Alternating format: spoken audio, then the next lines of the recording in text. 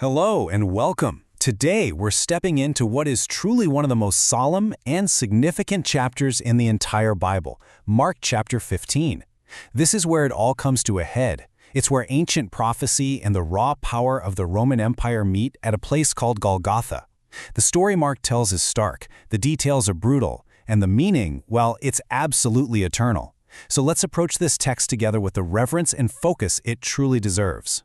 So here's how we're going to walk through this chapter together. We've broken our study down into 6 parts to make sure we cover it carefully. We'll start with Jesus' trial before the Roman governor, Pilate. Then we'll take a step back to understand the crucial historical context. You really can't get the full picture without it. From there, we'll walk through the narrative of the crucifixion itself, unpack the incredible theological meaning behind it all, and then bring it home by drawing out some spiritual lessons for our lives today, before we wrap things up. All right, let's dive right into our first section, the king before Pilate. And I want you to pay close attention to that subtitle, the question that frames the chapter. Because everything that's about to unfold really serves as an answer to this first critical confrontation.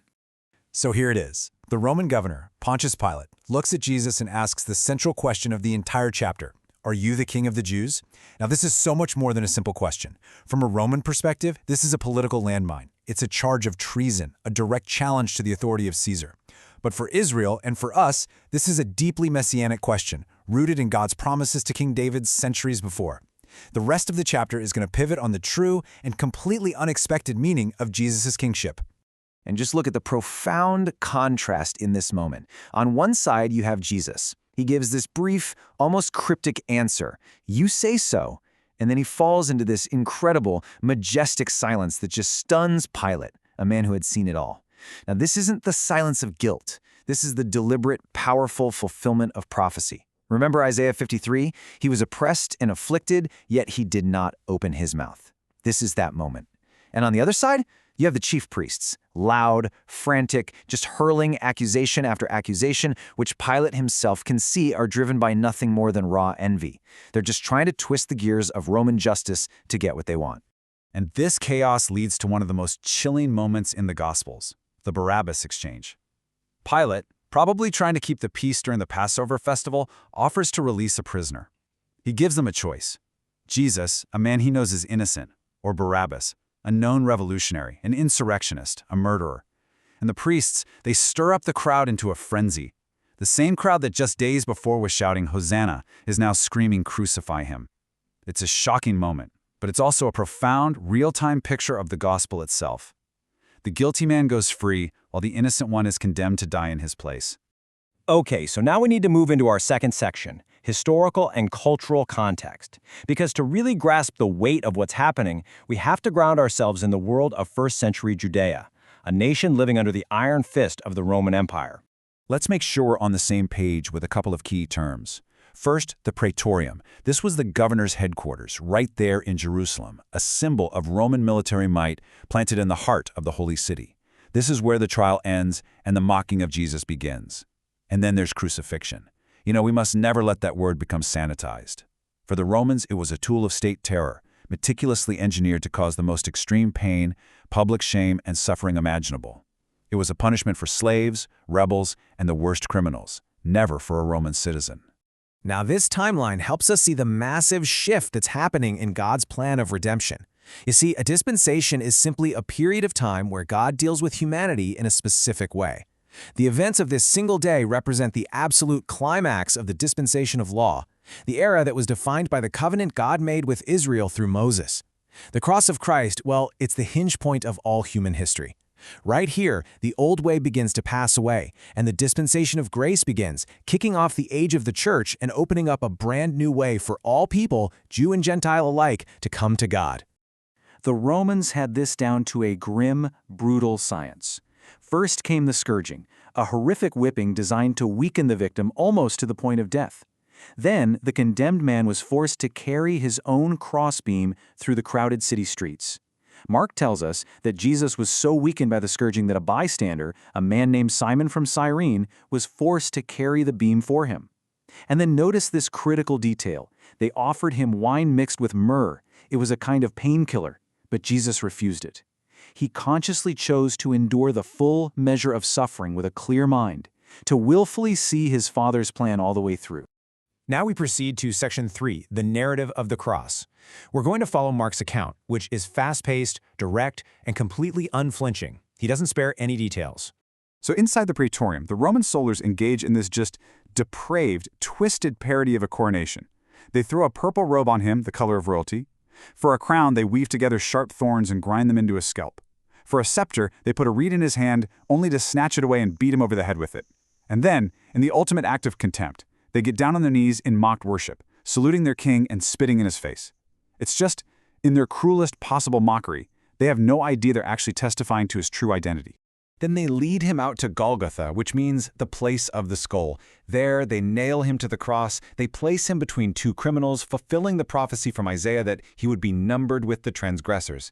And as he hangs there, the soldiers gamble for his clothes, his only earthly possessions, which is a direct, shocking fulfillment of Psalm 22, verse 18. And then, above his head, Pilate insists on posting the official charge, kind of a final jab at the Jewish leaders. But what Pilate wrote as an insult, God intended as the absolute truth, the King of the Jews.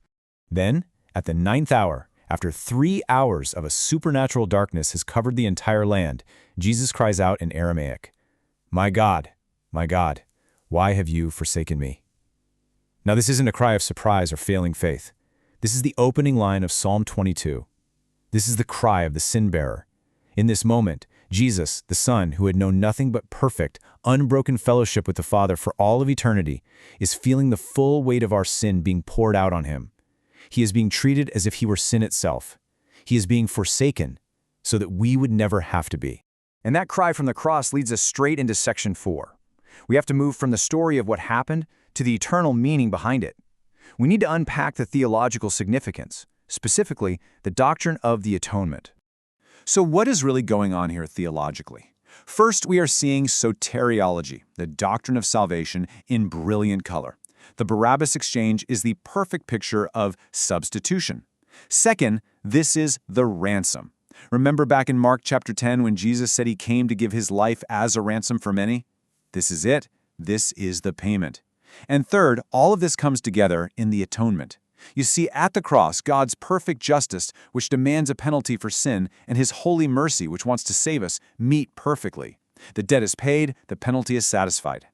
The cross also gives us the clearest possible picture of Christology, that is, the doctrine of Christ. His true kingship is paradoxically revealed through the soldier's mockery and Pilate's sign. His power is completely redefined. It isn't the power of a Roman sword or a revolutionary's dagger. It's the divine power of self-giving, sacrificial love. And every single detail, his silence, the gambling for his clothes, the cry from the cross, is a direct prophetic fulfillment of Old Testament scripture, proving that this is, without a doubt, the long-awaited Messiah. And then, at the very moment of his death, God himself gives his own divine commentary on what just happened. Two things occur at the exact same time. Inside the temple, the massive, heavy curtain that separated the Holy of Holies, God's symbolic dwelling place, from everyone else, is torn in two from the top to the bottom. This wasn't a man's doing. This was God declaring that the way into his presence was now wide open. And at the same time, at the foot of the cross, a hardened Roman centurion, a Gentile, watching how Jesus died, makes the confession that Israel's own leaders refused to make. Surely this man was the Son of God. A Gentile is the first to get it, a powerful hint of the gospel that is about to go to the ends of the earth. So that brings us to Section 5, where we have to ask, how does all of this ancient truth impact our lives right now? Let's talk about the spiritual lessons for today. Because really, theology that doesn't change us is just incomplete. So the question we have to ask ourselves is this: where is the gospel in this story for us right now? And how does the reality of Mark 15 actually shape the way we live our lives? These aren't just historical facts to be learned. They're the bedrock truths that we are supposed to build our entire lives on. First, that fickle crowd in Jerusalem calls us to resist the crowd mentality. We've got to be people who stand for truth, even when it's not popular. Second, we have to live in gratitude. We can never forget that every single one of us is Barabbas. We were the guilty ones, but Christ took our place. We should live like people who have been set free. Third, we can approach God boldly. That torn curtain means we don't have to be timid in our prayers. We can walk with confidence right into the throne room of grace because of what Christ did. And finally, that centurion's example calls us to confess Christ courageously. He risked everything to speak the truth in his world. We're called to do the same in ours. And this brings us to our final section, our conclusion and final blessing. Let's just take a moment to pull all these threads together and reflect on the incredible cost and the absolute certainty of our salvation. Let's read these powerful words one more time. With a loud cry, Jesus breathed his last. The curtain of the temple was torn in two from top to bottom. And when the centurion saw how he died, he said, "Surely this man was the Son of God." That loud cry is so important. It shows he gave up his life willingly. No one took it from him. And in that very instant, God himself interprets the event for us with the torn curtain and the centurion's confession. The greatest injustice in human history becomes the greatest act of salvation from God. For us today, the cross is both our anchor and our pattern. It is the anchor of our salvation, the finished work that we trust in completely, and it's the pattern for our lives, a call to love others sacrificially. As the chapter closes, a stone is rolled in front of a tomb. It looks like the end. But hope is already gathering in the darkness, because the King who died in the middle of the day is about to rise at dawn. May the weight and the grace of this incredible truth settle on your heart today. For more in-depth studies, visit the Grace and Knowledge series blog at woodybrohm.online.